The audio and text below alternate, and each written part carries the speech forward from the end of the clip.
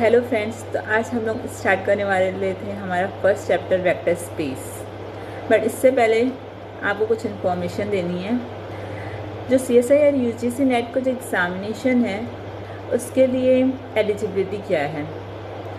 इस एग्ज़ाम को देने के लिए आपके पास पोस्ट ग्रेजुएशन होना चाहिए for general category with at least 55% marks and for OBC at least 50% marks. कम से कम 55% मार्क्स होना चाहिए जनरल कैटेगरी के लिए एंड 50% मार्क्स होने चाहिए OBC के लिए इन पोस्ट ग्रेजुएशन इस एग्ज़ाम को देने के लिए। एंड नेक्स्ट थिंग, इसका मोड ऑफ एग्ज़ामिनेशन है क्या। ये अब तक के तो रिटन होता था, लेकिन इसके पहले ही साल से ये CBT means computer based test start हुआ है। मीन्स आपको कंप्यूटर में इसका एग्ज़ाम देना है। तो आज का हमारा चैप्टर है वेक्टर स्पेस। इसका कंटेंट आप स्क्रीन पर देख सकते हैं। फर्स्ट है internal composition, external composition, introduction of vector space, definition of vector space, examples of vector space, properties of vector space and applications of vector space. ये सब टॉपिक्स है जो आज हम लोग पढ़ने वाले हैं। हम लोग वेक्टर स्पेस के डेफिनेशन में जाने से पहले ये जान लेते हैं कि इंटरनल कॉम्पोजिशन और एक्सटर्नल कॉम्पोजिशन क्या है। Internal composition, let A be a set, then the mapping F such that A cross A tends to A is said to be an internal composition and it is also called vector addition।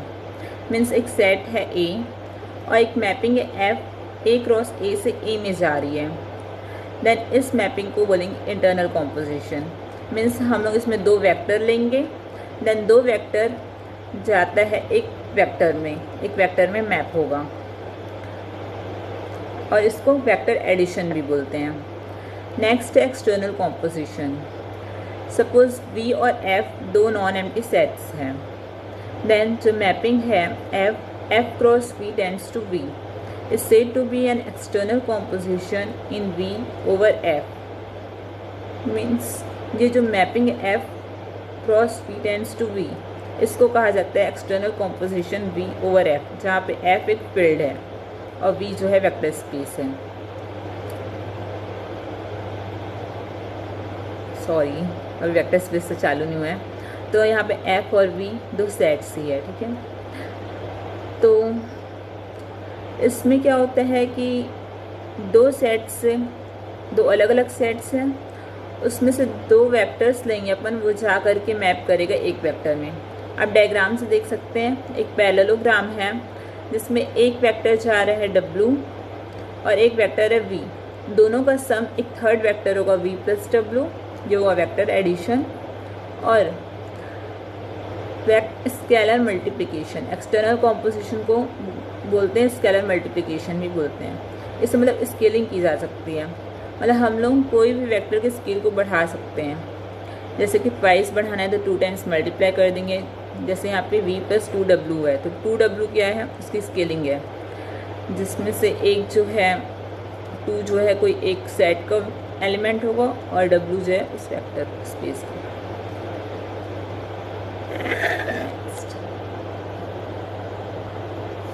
तो अब हम आते हैं vector space में, इसका introduction देखते हैं।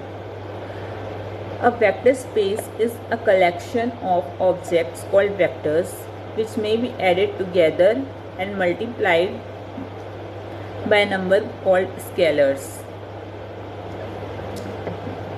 Vector space क्या है, कलेक्शन ऑफ वेक्टर्स है, जो कि वो वेक्टर्स जो कि उसको ऐड किया जा सकता है या कोई स्केलर से मल्टीप्लाई किया जा सकता है।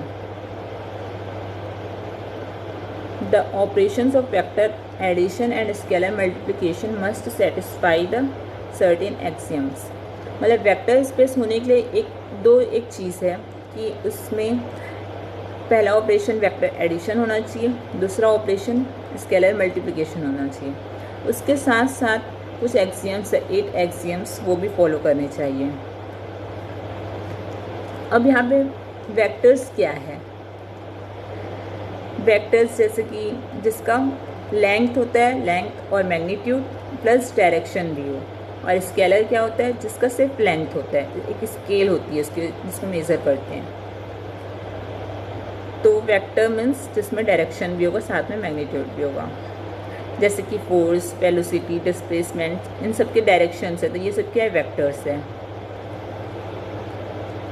और जैसे स्पीड है तो ये क्या है, स्केलर क्वांटिटी है। तो इन सब चीज़ों का कलेक्शन है वेक्टर स्पेस, वेक्टर्स का। तो जैसे कि फोर्स को हम लोग को कैलकुलेट करना है या वेलोसिटी वगैरह, इन सब चीज़ों के लिए वेक्टर स्पेस यूज़फुल होता है। अब एक यूक्लिडियन वेक्टर होता है।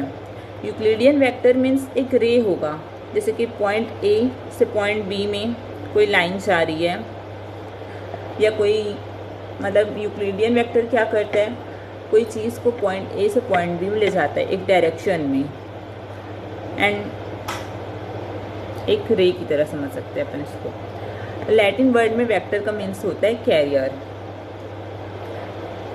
Vectors play an important role in physics, जैसे कि मैंने बताया, velocity and acceleration of a moving object and the forces acting on it can all be described with vectors. The mathematical representation of the physical vectors depends on the coordinate system used to describe it. तो इसमें coordinate system होता है, जैसे कि x y Z axis. तो जो mathematical representation करना है हम लोग को किसी फिजिकल वेक्टर का, तो इसके लिए कोऑर्डिनेट सिस्टम्स का यूज़ किया जाता है।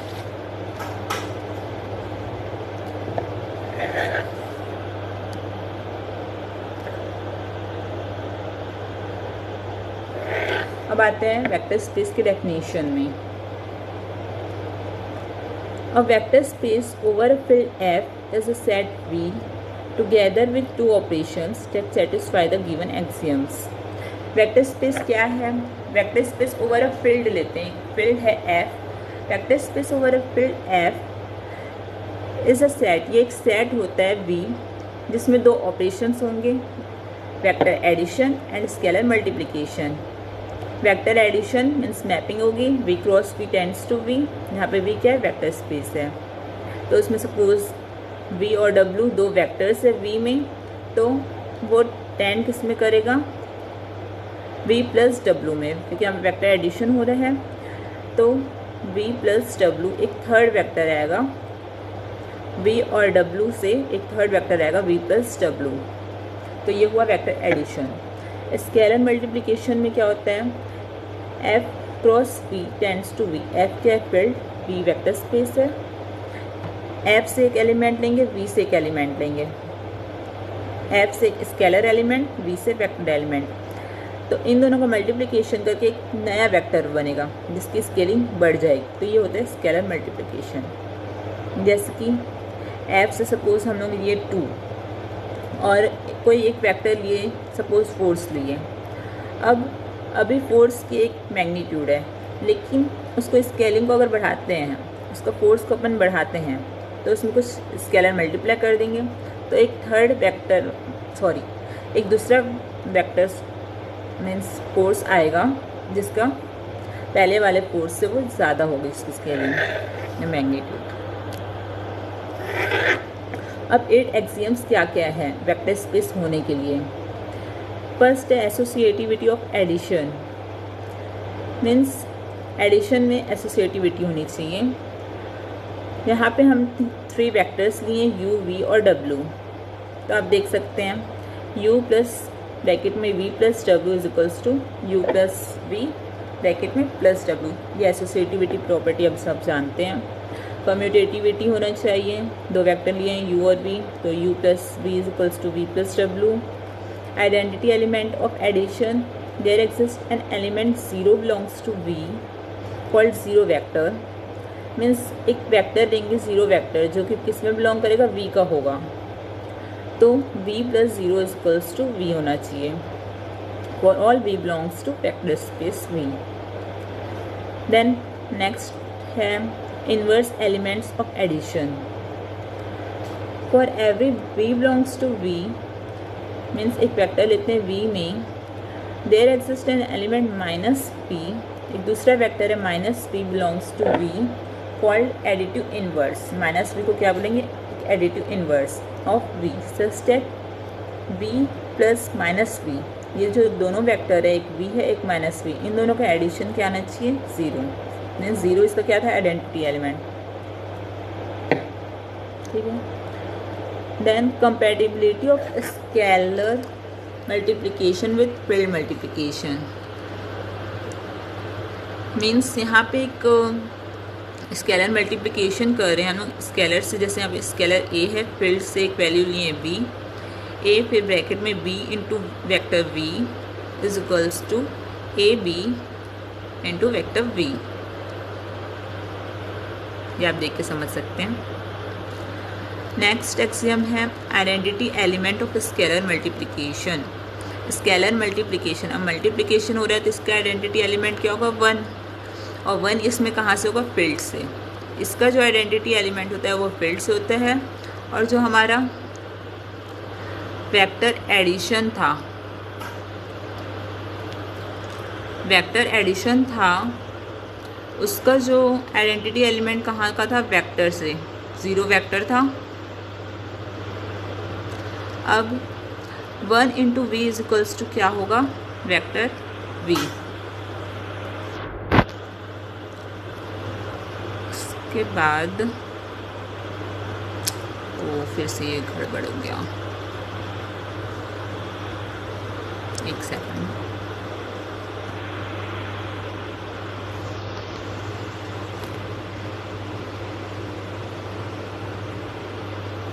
सेवंथ एक्सियम है distributivity of scalar multiplication with respect to vector addition, means इसमें क्या होगा, 2 वेक्टर्स लेंगे, इसमें डिस्ट्रीब्यूटिविटी ऑफ स्केलर मल्टीप्लिकेशन, इसमें जो स्केलर से हम लोग मल्टीप्लाई करेंगे वो डिस्ट्रीब्यूट होगा।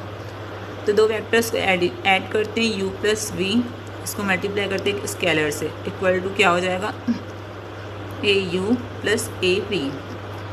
फिर है distributivity of scalar multiplication with respect to field addition, यहाँ पे फील्ड के एलिमेंट का एडिशन हो रहा है।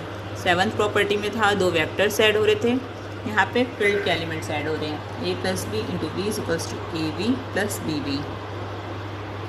अब एग्जाम्पल्स देखते हैं हम वेक्टर स्पेस के।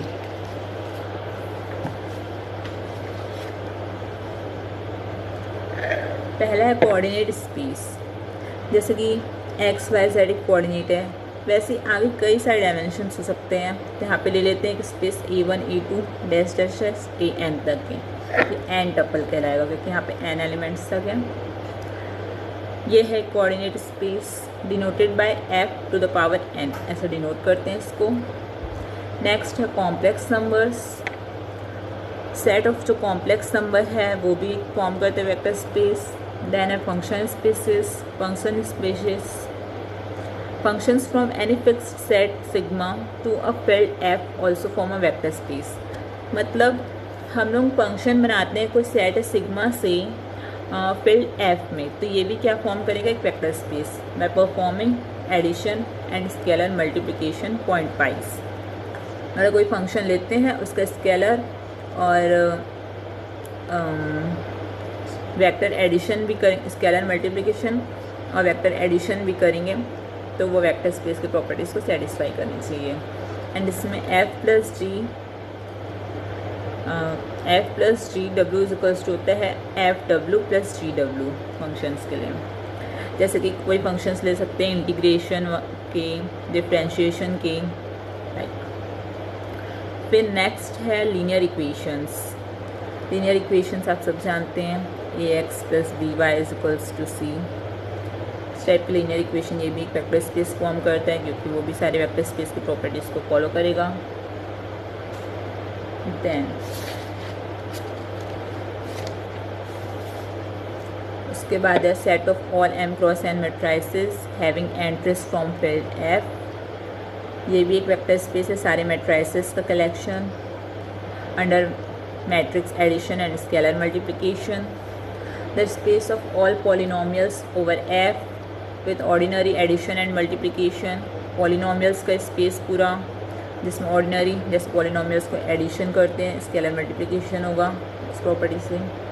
The set of all sequences over F of real number with term wise addition and scalar multiplication, मतलब सारे सीक्वेंसेस का सेट ओवर एफ यहाँ पे फील्ड है of real number with term wise addition and scalar multiplication.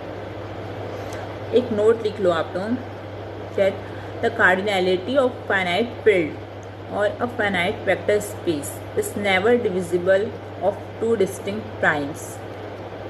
मतलब जो cardinality होती है फाइनाइट फील्ड की या फाइनाइट वेक्टर स्पेस की, वो कभी भी दो अलग अलग प्राइम से डिविजिबल नहीं होंगे। और अगर आप किसी सेट को चेक करो कि वेक्टर स्पेस है कि नहीं, तो ये मेक श्योर कर लो कि उस सेट में ज़ीरो एलिमेंट है कि नहीं, ज़ीरो वेक्टर है कि नहीं। अगर है तो वो हो सकता है वेक्टर स्पेस। एंड ज़ीरो भी बिलोंग करने चाहिए, प्लस एक्स और वाई अगर वी में है तो एक्स प्लस वाई भी वी में होंगे।